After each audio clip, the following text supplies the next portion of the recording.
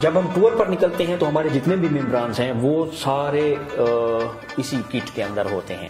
اس کٹ کا فائدہ یہ ہے کہ یہاں پہ ہمارے ایلبو گارڈز ہوتے ہیں۔ ہم نے اسلامی یونیورسٹی میں ایک پروگرام تھا ان کا فوٹو واک کے ہی حوالے سے، تو وہاں ہم نے شرکت کی، وہاں پہ ہمیں کچھ ایوارڈز بھی دیے گئے، کچھ شیلڈز بھی ہمیں ملی ٹورزم پروموٹر کے حوالے سے۔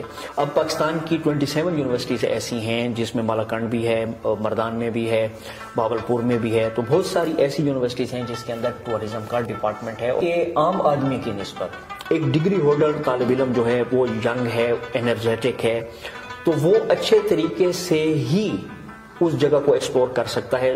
مطلب شاید ہم نہ کر سکیں، بے شک ہماری تعلیم کسی اور شعبوں میں ہوگی، لیکن اگر آپ ایک مخصوص شعبہ میں کام کر رہے ہیں اور اسی کے ڈگری ہولڈر ہیں تو آپ ایک بہت اچھے طریقے سے اس جگہ کو ایکسپلور کر سکتے ہیں۔ وائس چانسلر صاحب جو ہیں گمل یونیورسٹی کے افتخار صاحب، ان سے ملاقات کی، پھر ہم نے ان کو اپنا ماٹو بتایا، ان کو ہم نے باقاعدہ ایک بکلیٹ کی شکل میں اپنی تصاویر بھی دی اور ساتھ ایک ریٹن اپلیکیشن بھی دی کہ گمل یونیورسٹی میں جو ہے وہ ٹورزم کا ڈپارٹمنٹ ہونا چاہیے، ہاسپٹیلٹی کا ساتھ میں۔ اس تعاون کا بھی یقین دلایا ہے کہ جب بھی اس ڈپارٹمنٹ کا قیام عمل میں آتا ہے تو اس کی پروموشن کے لیے ہم سیمینارز کر سکتے ہیں، ہم مختلف طرح تقاریب منعقد کر سکتے ہیں جہاں پہ ہم اسٹوڈنٹس کو موٹیویٹ کریں گے کہ وہ ٹورزم ڈپارٹمنٹ کی طرف آئیں۔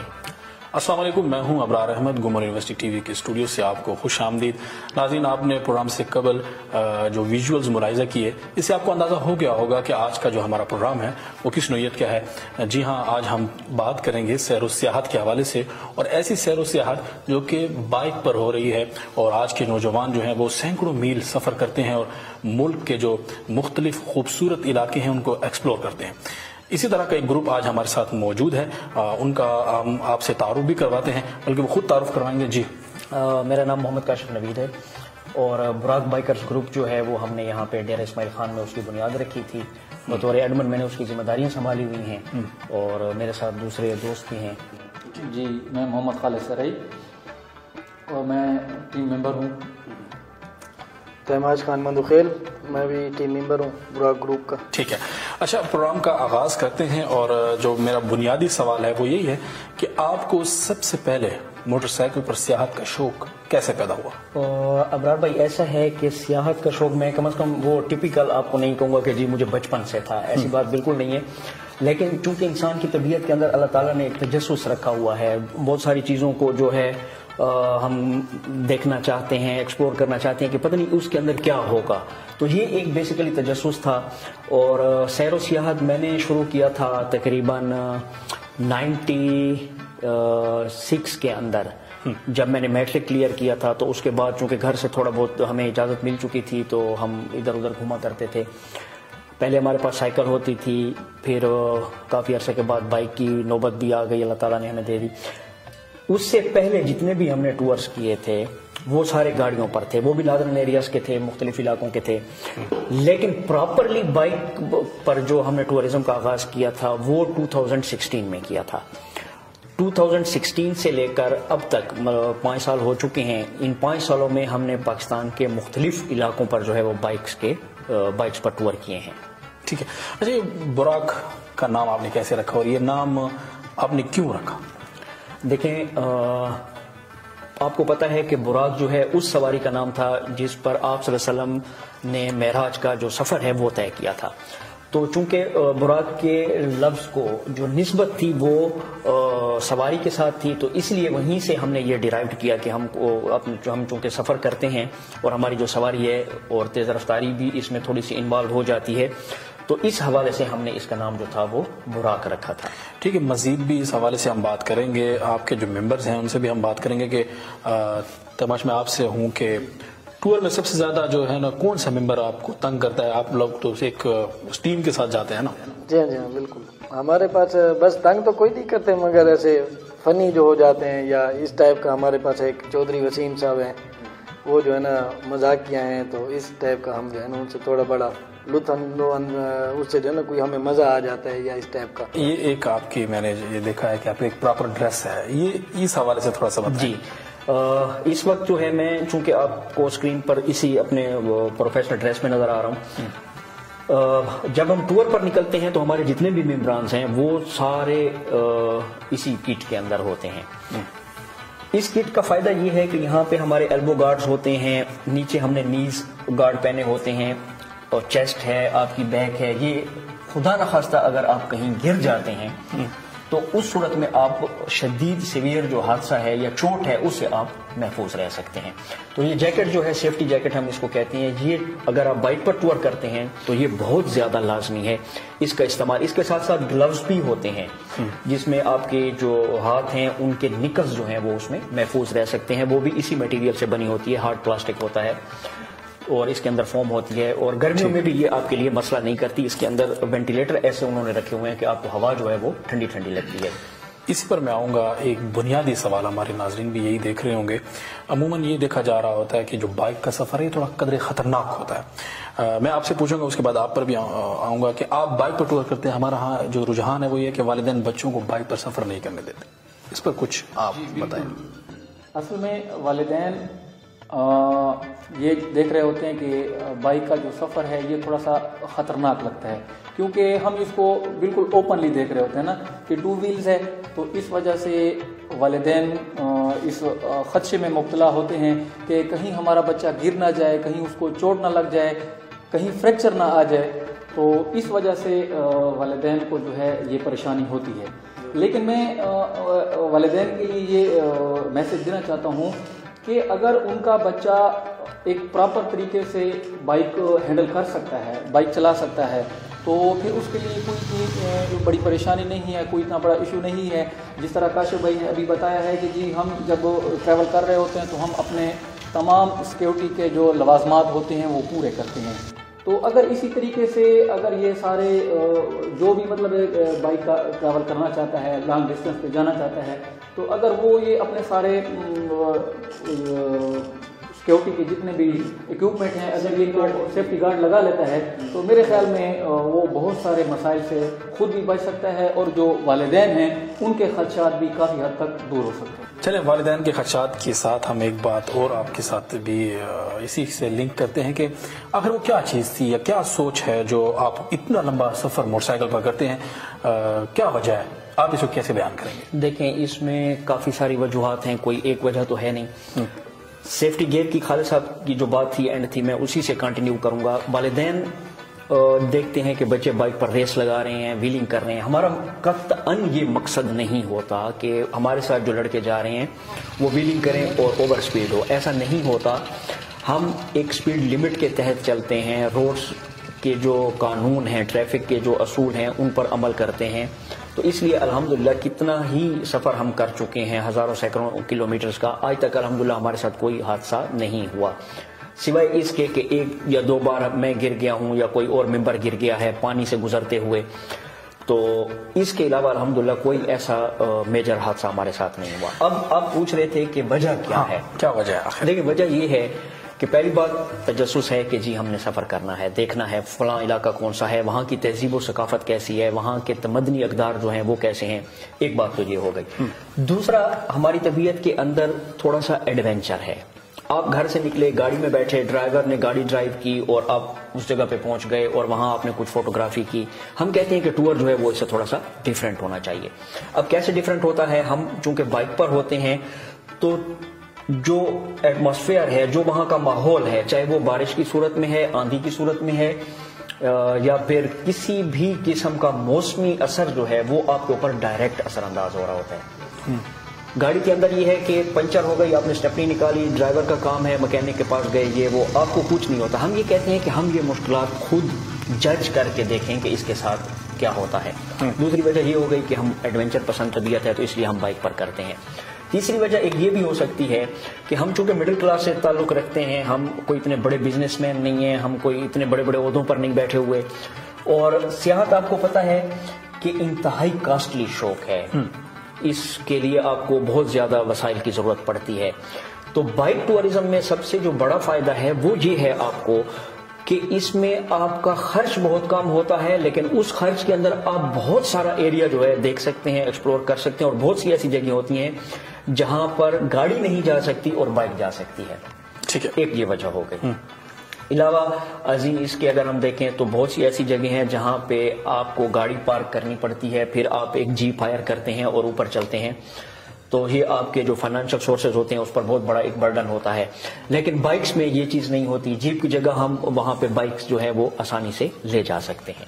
چلیں فائنینشلی تو آپ نے بتا دیا, اسی سے اگر آپ, میں سب ممبر سے یہی سوال ہے کہ کیا سائیکولوجیکلی کیا افیکٹ آتا ہے ایک انسان کے اوپر یہ کرتا ہے, مطلب اتنا لمبا سفر کرتا ہے, اس حوالے سے سائیکولوجیکلی آپ دیکھیں کہ آج کل ہماری جو روٹین بنی ہوئی ہے, ہر آنے والے دن کے ساتھ زندگی انتہائی تیز رفتار ہوتی جا رہی ہے. سوشل میڈیا آپ کے ہاتھوں میں ہے, پوری دنیا آپ کی ہتھیلی میں آئی ہوئی ہے, مختلف قسم کی ٹینشنز ہوتی ہیں.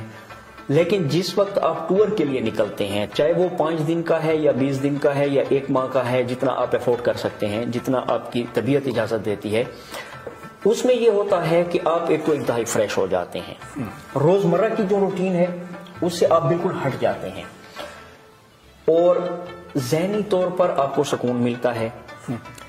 ڈیفینیٹلی جب آپ ٹور پہ نکلتے ہیں تو ایسا نہیں ہوتا کہ آپ اچانک سے نکل پڑتے ہیں, بلکہ ایسا ہوتا ہے کہ آپ پہلے اس کی پلاننگ کرتے ہیں, اور اس پلاننگ کے اندر جو مزہ ہے, اس کو ٹور کو ارینج کرنے میں جو مزہ ہے, اس کے اندر 5-10 دن آپ نے لگائے, وہ بھی آپ کے ٹینشن فری گزرے. آپ کے سامنے ایک ماٹو آ گیا کہ جی ہم نے اس پر عمل کرنا ہے. پھر آپ چلے گئے, پھر وہاں پہ آپ نے 10-15 دن انجوائے کیا, وہاں سے خوبصورت یادیں جو ہیں وہ آپ لے کر آئے, ویڈیو کی صورت میں, پکچرز کی صورت میں, اور پھر نیکسٹ کے لیے آپ پلاننگ کرتے ہیں کہ جی اس دفعہ جو مجھ سے غلطیاں ہوئی ہیں میں یہ نہیں کروں گا, نیکسٹ ٹائم جو ہے میں ان غلطیوں کو سدھار کے پھر جاؤں گا. تو آپ کی زندگی میں ایک چھوٹا سا جو ہے وہ ماٹو آپ کو مل جاتا ہے جس کے مطابق آپ نے اپنی لائف کو چلانا ہوتا ہے. تو پھر آس پاس کی چیزوں کی آپ کو پرواہ نہیں ہوتی. مینٹلی آپ فریش ہوتے ہیں, آپ کوشش کرتے ہیں کہ میں جسمانی طور پر صحت مند رہوں تاکہ میں آگے کا جو ٹور ہے اس کو بڑی آسانی سے سر انجام دے سکوں. تو اس طرح جو ہے سائیکولوجیکلی آپ بہت فٹ بھی رہتے ہیں اور سیر و سیاحت سے جو ہے آپ کو ذہنی سکون بہت زیادہ. بالکل اسی طرح جس طرح ہمارا معاشرہ اس وقت بہت سارے مسائل کا شکار ہو چکا ہے, تو ہر بندہ ایک ذہنی کوف میں مبتلا ہے. تو میرا خیال یہی ہے ذاتی طور پر کہ اگر کوئی بندہ ٹورزم کی طرف آتا ہے, سیر و سیاحت کی طرف آتا ہے, تو اس کے برین کو ایک بوسٹ اپ ملتا ہے کہ وہ ایک بہتر انداز سے اپنی سوچ کو آگے بڑھا سکتا ہے اور معاشرے کے اندر وہ اپنا ایک مثبت کردار ادا کر سکتا ہے. ٹھیک ہے, ایک سوال ہے بنیادی, فرض کریں کہ بلکہ ہم جب بائک پر جاتے ہیں ہمیں یہ ٹینشن ہوتی ہے اگر یہ پنچر ہو گیا تو اگر دکان دور ہے پنچر والی تو ہم پریشان ہو جاتے ہیں. آپ تو لمبا گیلو سفر کرتے ہیں, یا میں آپ سے پوچھوں گا تو یہ ٹینشن نہیں ہوتی آپ لوگوں کو؟ نہیں, الحمدللہ ہمیں یہ ٹینشن نہیں ہوتی, کیونکہ یہ خالد رئی صاحب نے ہمیں بھی یہ فن دیا ہے, اور ہمارے استاد ہیں پنچر کے, تو پنچر وغیرہ یہی لگاتے ہیں, ہم بھی ان کی ہیلپ کر لیتے ہیں. تو الحمدللہ بائک میں کسی قسم کی کوئی میکینیکل مسئلہ آ جاتا ہے تو ہم 2 ہینڈل کر لیتے ہیں انشاءاللہ. بالکل مینیج کرتے ہیں, کیونکہ اس وقت ہمارے پاس جس طرح آپ نے کہا نا کہ کوئی شاپ وغیرہ نہیں ہوتی. اب آف روڈ ہے, آف روڈ پہ آپ کے پاس کوئی ایسا سورس نہیں ہے کہ آپ کسی کے پاس کوئی ہیلپ لائن نہیں ہے کہ جی کوئی مکینک آپ کے آس پاس موجود ہے. تو اس صورت میں یہ کام خود ہی ہمیں کرنا پڑتا ہے. اب اس میں بہت سارے لوگ یہ سوچتے ہیں کہ یار اگر گاڑی پنچر ہو گئی ہے یا بائک پنچر ہو گیا ہے تو جی اب کوفت ہے, ایک ذہنی کوفت ہے کہ یار جی اب گاڑی پنچر ہو گئی کیا کریں. تو ہمارے جو ماشاءاللہ سے ٹیم ممبران ہیں یہ اس لمحے کو انجوائے کرتے ہیں اور وہ یہ سمجھتے ہیں کہ جی اب چلو اگر بائک پنچر ہو گئی ہے, بہانہ ڈھونڈتے ہیں, پنچر لگانے والے پنچر لگا رہے ہیں تو باقی حضرات جو ہیں وہ چائے کی کیتلی کو تیار کر لیتے ہیں, تو اور مطلب روڈ کے کنارے بیٹھ کر وہ چائے پکا رہے ہوتے ہیں. تو ایسی صورت حال میں وہ پھر جو کوفت ہوتی ہے وہ اس کا دور دور تک جو ہے نام و نشان نظر نہیں آتا. تو یہ سارے ممبران ایسے صورتحال کو انجوائے کر رہے ہیں. لوگوں کی تعریف تو کئیوں نے کی ہوگی, تنقید کا بھی تو سامنا کرنا پڑتا ہوگا. بالکل ابرار بھائی ایسا ہے, تعریف بہت سارے لوگ کرتے ہیں کہ جی آپ ٹورزم کے فروغ کے لیے کام کر رہے ہیں, خصوصاً بائک کا جو ہے. تنقید سب سے پہلے جو شروع ہوتی ہے وہ تو ہمارے والدین سے شروع ہوتی ہے کہ جی میرا بیٹا جو ہے وہ بائک پر پتہ نہیں اب کہاں گلگت جا رہا ہے, اسکردو جا رہا ہے, کبھی گیاری جا رہا ہے, کبھی سیاچن جا رہا ہے, کبھی باولپور جا رہا ہے. تو تنقید ہمیشہ گھر سے ہی شروع ہوتی ہے. لیکن ایسا ہے کہ اگر آپ پراپر ایک کام کر رہے ہیں, بائک ٹورزم کے لیے کر رہے ہیں یا بائک پر آپ سفر کرتے ہیں, جب بھی پراپر طریقے سے کرتے ہیں اور 1-2 دفعہ آپ والدین کو سمجھاتے ہیں, بتاتے ہیں کہ جی ہمارا طریقہ کار یہ ہے. اس پر میں کافی تحریریں جو ہیں وہ بھی لکھ چکا ہوں اکثر و بیشتر سوشل میڈیا پر آپ کی نظر سے گزرتی رہتی ہوں گی، براک بائکرز کے نام سے چونکہ ہمارا گروپ ہے. تو اس میں ہم والدین کو بھی بتاتے ہیں کہ جی ہم اس طریقے سے سفر کرتے ہیں، یہ ہمارا طریقہ کار ہوتا ہے. ایسا نہیں ہوتا کہ ہم ایک دوسرے کو پیچھے چھوڑ کے بھاگ جائیں، ایسا بھی نہیں ہوتا کہ کسی کی ایک کی بائک خراب ہو گئی تو باقی آگے چلے گئے، ایسا بھی نہیں ہوتا کہ ہم کسی کو راستے میں چھوڑ دیں. تو ایک پراپر طریقے سے ہی ہم چلتے ہیں، اور وہی پراپر طریقہ جب آپ اپنے والدین کو سمجھائیں گے، اپنے جو آپ کے رشتہ دار ہیں، جاننے والے ہیں، یار دوست ہیں، ان کو بتائیں گے، تو پھر آہستہ آہستہ وہ تنقید کا جو عنصر ہے وہ آہستہ آہستہ کم ہو جاتا ہے. تو بہت زیادہ تنقید ہوئی، سوشل میڈیا پر کافی ساری ہوئی، لیکن یہ ہے کہ جی مشن ہے، ہم نے بائک ٹورزم کو فروغ دینا ہے، پاکستان کے مختلف علاقوں کو ہم نے ایکسپلور کرنا ہے. تو چھوٹے چھوٹے اگر تنقید کے اسپیڈ بریکرز آ بھی جاتے ہیں تو ہم ان کو اگنور کر دیتے ہیں. اچھا، پاکستان کے حوالے سے بات کی آپ نے، مختلف علاقوں کا آپ نے ایکسپلور کیا. اب مجھے یہ بتائیں کہ یہ بھی ناظرین جاننا چاہیں گے، ہم نے ڈسکشن تو شروع کر دی تھی، یہ نہیں بتایا کہ آپ نے کتنا سفر کیا، کہاں کہاں گئے آپ لوگ؟ سفر تو بہت زیادہ ہوا. بائک ٹورزم کا جب ہم نے آغاز کیا تھا تو غالباً خالد صاحب ہم سب سے پہلے کشمیر گئے تھے. 2016 میں ہم آزاد کشمیر کا ٹور تھا، وادی نیلم کا، وہاں کا جو آخری پوائنٹ ہے گاؤں توبٹ، وہاں تک ہم گئے تھے. اور اس وقت باؤنڈری پہ جو ہے وہ بہت زیادہ سچویشن خراب تھی، پڑوسی ملک کی طرف سے روزانہ گولہ باری ہو رہی تھی، اور بہت سارے ہمارے جو جوان تھے وہ شہید بھی ہوئے تھے. مختلف گاؤں کے جو سویلین آبادی تھی اس کو نشانہ بنایا جا رہا تھا. تو اس دوران ہم نے یہ ٹور آرگنائز کیا تھا. سپٹمبر خالد صاحب تھا غالباً، سپٹمبر 2016، اور اس میں ہم نے اپنے ٹور کو ڈیڈیکیٹ کیا تھا پاک فوج سے اظہار یکجہتی. پھر ہم یہاں سے ان کے لیے خوش تحائف لے گئے، وہاں ہم نے وہ ان کو جوانوں میں ڈسٹریبیوٹ بھی کیے. تو ایک بہت اچھا ٹور تھا. پھر 2017 میں ہم نے چائنا بارڈر تھا ہمارے پاس، وہاں ہم نے ٹور کیا، اور اس کو جو ہم نے ڈیڈیکیٹ کیا تھا وہ تھا پاک چین دوستی کے حوالے سے. اسی طرح 2018 میں ہم نے دیوسائی، جس کو دنیا کی چھت کہا جاتا ہے، سیکنڈ وہ جو ہے بڑا میدان ہے دنیا کا اونچا، تو وہاں ہم نے کیا تھا اسکردو ایکسپلورنگ کے نام سے. پھر چونکہ اسکردو کا علاقہ بہت بڑا ہے تو اس میں ایسا نہیں تھا کہ ہم ایک سال میں اس کو کور کر پاتے. 2019 میں بھی اسی طرح ہوا تھا کہ اسکردو کی ایکسپلورنگ تھی ہمارے پاس. اس کے مختلف علاقے تھے، شنگریلا ہو گیا، کچورا جھیل ہو گئی، مسور راک ہو گئی، اس طرح. پھر 2020 میں حال ہی میں ہم نے جو ٹور کیا، جو ہمارا میگا ٹور تھا بڑا، تو اس میں ہم نے Gyari sector, Kargil sector, Siachen border جو تھا وہ کیا تھا. اور اس ٹور کو ہم نے ڈیڈیکیٹ کیا تھا کہ گیاری سیکٹر میں برفانی تودے کے نیچے جو ہمارے سویلین اور فوجی جوان شہید ہوئے تھے ان کو ہم نے بیسیکلی خراج عقیدت پیش کرنا تھا. تو یہ ہمارے میگا ٹورز تھے. اس کے علاوہ آزاد کشمیر میں جھیل بنجوسا کا ہم نے کیا، بہاولپور میں فوٹو واک تھی وہ ہم نے کیا. اس کے علاوہ سوات کالام جھیل موڈان ڈونچے آبشار ہے وہاں کا کیا. تو یہ کافی سارے چھوٹے چھوٹے ٹورز بھی پورے سال میں بنتے رہتے ہیں، لیکن پورے مین جو ہمارے سال کا ٹور ہوتا ہے جس کو ہم کسی اس کے ساتھ ڈیڈیکیٹ کرتے ہیں وہ 15 سے 20 دن کا ہوتا ہے، اور کافی سفر جو ہے ہم زبردست کر چکے ہیں. اچھا، اس جو یہ ٹورز ہیں ان میں کیا صرف آپ سے پوچھوں گا خالد صاحب کہ کیا صرف ہیوی بائک یوز ہوتی ہے یا کوئی بھی بائک آپ کر سکتے ہیں؟ نہیں، اس میں اکثر ہمارے ناظرین کا، ویورز کا یہ ذہن بنا ہوا ہے کہ جی آپ کے پاس اگر ہیوی بائکس ہی ہے تو آپ یہ ٹریولنگ کر سکتے ہیں. لیکن میں ذاتی طور پر یہ کہتا ہوں کہ آپ کے پاس کوئی بھی بائک ہو آپ اس پہ ٹور کر سکتے ہیں. ہاں، آپ یہ دیکھیں کہ آپ اس بائک پہ کتنے کمفرٹ فیل کر رہے ہیں. یعنی اگر آپ نے لمبا سفر کرنا ہے تو لمبے سفر کے لیے آپ کو ایسی بائک چاہیے جو آرام دہ ہو، ٹھیک ہے. تو اسی حساب سے آپ اپنے ٹور کو مینیج کر سکتے ہیں. یعنی اگر آپ کا شارٹ ٹور ہے تو آپ CT70 بالکل ہم نے 70 سی سی پر بھی ہم نے 2016 میں جو ہمارا ٹور تھا اس میں تقریباً ہمارے پاس سارے 70 سی سی موٹر سائیکل تھے، ٹھیک ہے.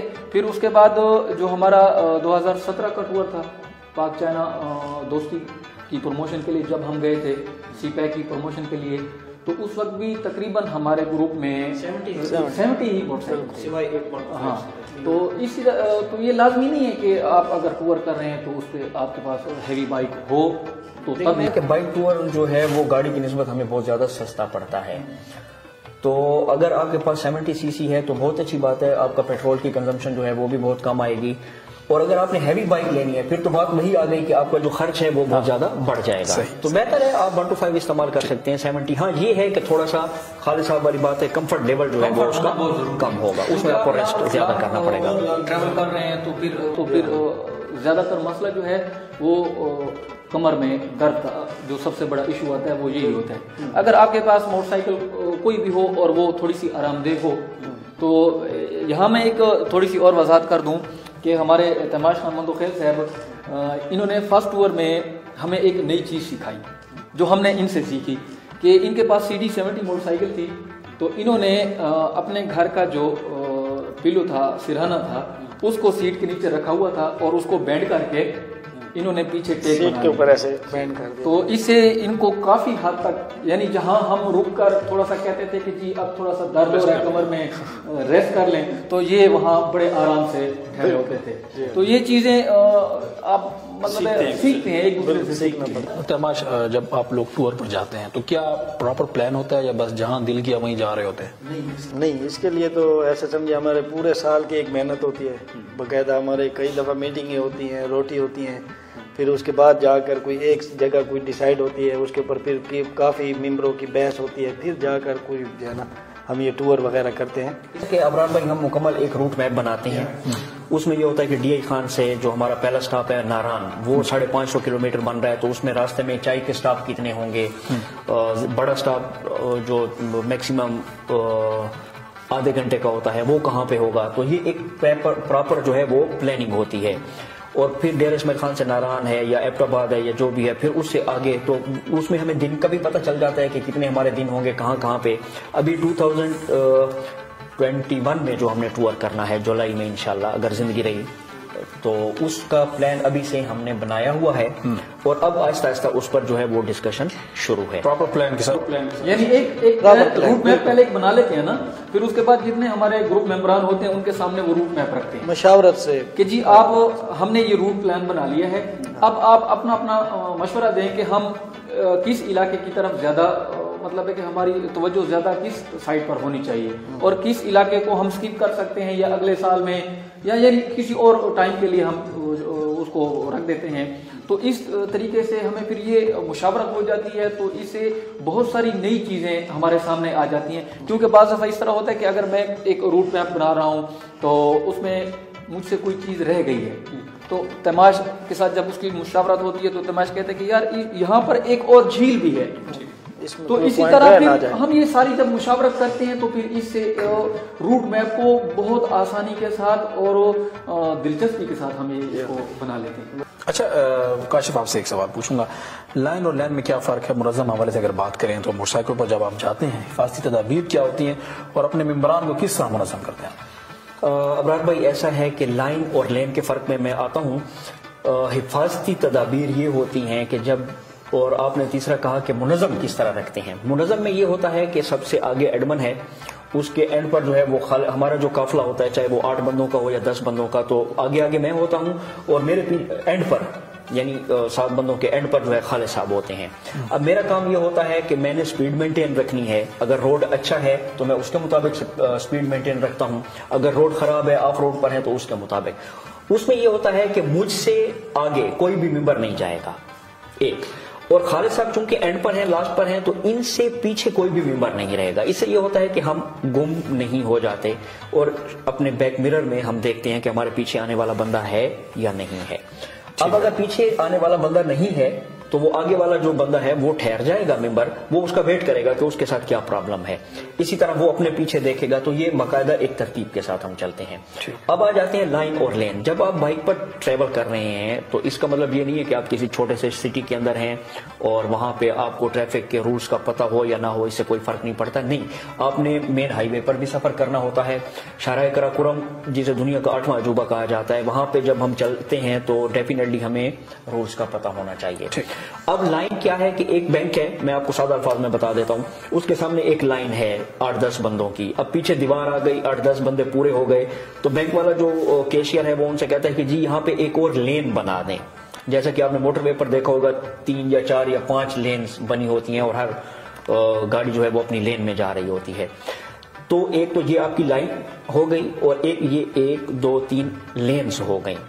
لینز کا مقصد یہ ہوتا ہے کہ جو سب سے زیادہ سلو ہے وہ گاڑی لیفٹ سائڈ پہ چلے گی، پھر اس سے جو تھوڑی تیز ہے وہ رائٹ پہ، اسی طرح فل سپیڈ جو ہے وہ مکمل رائٹ پہ آ جاتی ہے. تو اس فرق کو سمجھنا جو ہے یہ بہت ضروری ہوتا ہے، خاص طور پر ہائی ویز پر سفر کرتے ہوئے. اچھا مختصر ہمارا ٹائم جو ہے وہ ختم ہو رہا ہے، یہ بتائیں کہ بہاؤالدین زکریا یونیورسٹی میں بھی آپ گئے، ایک سیاحت کے حوالے سے پروگرام تھا، وہاں شرکت کی، اور کچھ عرصہ قبل آپ نے vice chancellor Gomal university professor doctor Iftikhar Ahmad سے ملاقات کی، اس حوالے سے کیا رہا؟ بالکل ایسا تھا کہ بسیب ایکسپلورر ملتان سے ہمیں دعوت نامہ موصول ہوا تھا کہ ان کا ایک فوٹو واک کا پروگرام ہے، بہاولپور کے کچھ تاریخی مقامات آپ نے وہاں پہ وہ دیکھنے کے لیے انہوں نے ہمیں بلایا تھا.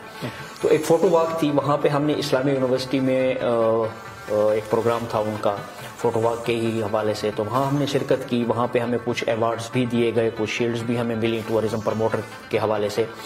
ایک بہت اچھا پروگرام تھا، اور وہاں پہ آرٹس کے جو شعبے تھے وہ بھی ہمیں دکھائے گئے، پھر بہاولپور کے کچھ تاریخی مقامات تھے وہ بھی ہم نے دیکھے.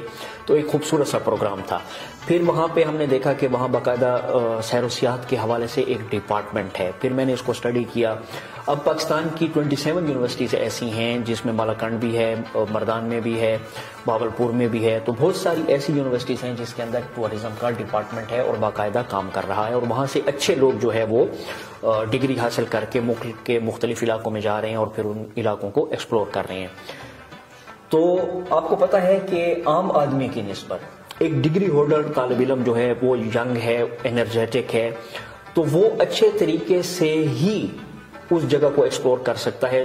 مطلب شاید ہم نہ کر سکیں، بے شک ہماری تعلیم کسی اور شعبوں میں ہوگی، لیکن اگر آپ ایک مخصوص شعبہ میں کام کر رہے ہیں اور اسی کے ڈگری ہولڈر ہیں تو آپ ایک بہت اچھے طریقے سے اس جگہ کو ایکسپلور کر سکتے ہیں. تو اسی سلسلے میں ہم نے وائس چانسلر صاحب جو ہیں گمر یونیورسٹی کے افتخار صاحب، ان سے ملاقات کی. پھر ہم نے ان کو اپنا ماٹو بتایا، ان کو ہم نے باقاعدہ ایک بکلیٹ کی شکل میں اپنی تصاویر بھی دیں اور ساتھ ایک ریٹن اپلیکیشن بھی دی کہ گمر یونیورسٹی میں جو ہے وہ ٹورزم کا ڈپارٹمنٹ ہونا چاہیے ہاسپٹیلٹی کا ساتھ میں، تاکہ یہاں سے بھی اچھے لوگ پڑھیں. اور ہم نے انہیں اس تعاون کا بھی یقین دلایا ہے کہ جب بھی اس ڈپارٹمنٹ کا قیام عمل میں آتا ہے تو اس کی پروموشن کے لیے ہم سیمینارز کر سکتے ہیں، ہم مختلف تقاریب منعقد کر سکتے ہیں جہاں پہ ہم اسٹوڈنٹس کو موٹیویٹ کریں گے کہ وہ ٹورزم ڈپارٹمنٹ کی طرف آئیں. ٹھیک ہے. اچھا آپ کی جو بائک ہے یا صرف آپ اس میں ہائکنگ یا یہ چیزیں بھی ہوتی ہیں؟ دیکھیں ہائکنگ ہے، ٹریکنگ ہے اور بائکنگ، یہ 3 مختلف چیزیں ہیں. لیکن ہم ہائکنگ بھی کر چکے ہیں. موصور راکس کردو میں ہے، 5.5-6 گھنٹے ہمیں لگ گئے پیدل چلنے میں اوپر، اور واپسی اس سے زیادہ مشکل تھی، تقریباً 6-6.25 گھنٹے لگ گئے ہمیں واپسی میں. اور ٹریکنگ میں یہ ہے، فیری میڈوز ہم نے کیا، بنجوسا ٹولی پیر ہم نے کیا، اور راما لیک ہم نے کیا. اس کے علاوہ سوات میں ایک علاقہ ہے گبین جبا، اس کی ٹریکنگ ہم نے کی، وہ بہت سخت تھی.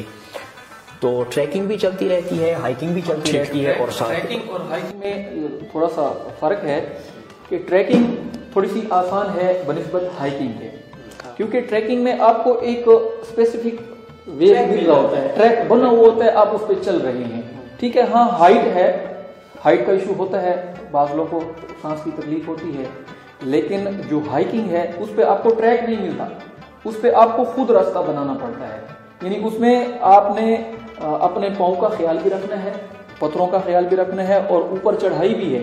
تو اس حوالے سے یہ تھوڑا سا ڈیفیکلٹ ہوتا ہے، لیکن جو کرنے والے ہیں، جو حضرات کرنا چاہتے ہیں، تو ان کے لیے دونوں راستے موجود ہیں. اچھا کاشف، آخری جو سوال ہے وہ یہی ہے کہ آپ اپنے دیکھنے والوں کو اور جو والدین ہیں ان کو کیا پیغام دیں گے اس جو آپ لوگوں کا مشغلہ ہے اور جو آپ لوگ کر رہے ہیں؟ دیکھیں، سب سے پہلے میں نے کیا مشورہ دینا ہے یا کیا کہنا چاہوں گا، پیغام میرا یہی ہوتا ہے ہر جگہ پہ کہ آپ کو اللہ تعالیٰ نے پاکستان جیسا جو عظیم ملک دیا ہے، انتہائی خوبصورت ہے.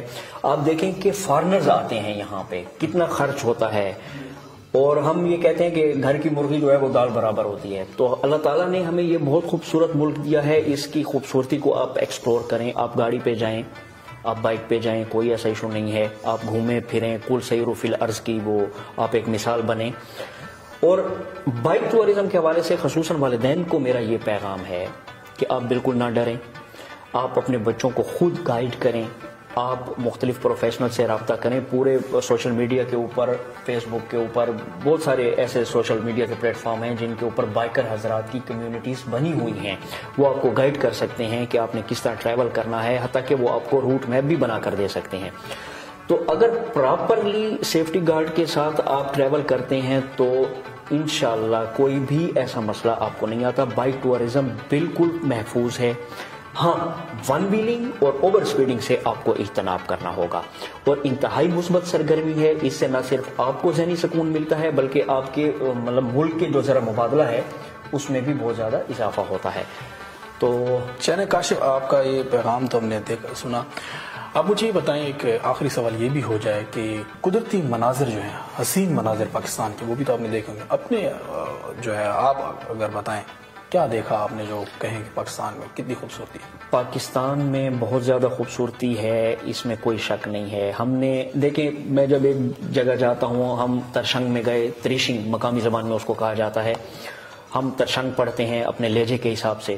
تو انتہائی خوبصورت گاؤں ہے، انتہائی خوبصورت وادی ہے. ہم راما لیک گئے، وہاں پہ راما لیک نے ہمیں متاثر کیا. اس کے بعد ہم 11 سیکٹر کی طرف گئے، فیری میڈوز کی طرف گئے، بیال کیمپ ہم نے دیکھا، بنجوسا دیکھی. مطلب آپ اس کو کسی خوبصورتی ایسی چیز ہے کہ آپ اس کو کسی پلڑے میں ترازو کے رکھ کے تول نہیں سکتے. اس میں یہ نہیں ہے کہ جی یہ زیادہ چیز اچھی ہے. بس وہاں کا ماحول ایسا ہوتا ہے کہ وہ چیز ہر دفعہ آپ کو یہ لگتا ہے کہ یار یہ جگہ اس سے زیادہ خوبصورت ہے، لیکن جب آپ واپس جاتے ہیں تو کہتے ہیں نہیں یہ بھی بہت خوبصورت ہے. تو اس کو ہم تول نہیں سکتے، لیکن بہت زیادہ خوبصورتی جو ہے اللہ تعالیٰ نے پاکستان کو دی ہے. تو گھومیں پھریں اور انجوائے کریں. چینہ جی، اپنے خیالات جانیں ہمارے بائکرز گروپ کے. ناظرین، آپ کو ہمارا یہ پروگرام کیسا لگا؟ اپنی قیمتی رائے سے ہمیں ضرور آگاہ کیجیے گا. اگلے پروگرام تک کے لیے ابرار احمد کو اجازت دیجیے. اللہ حافظ.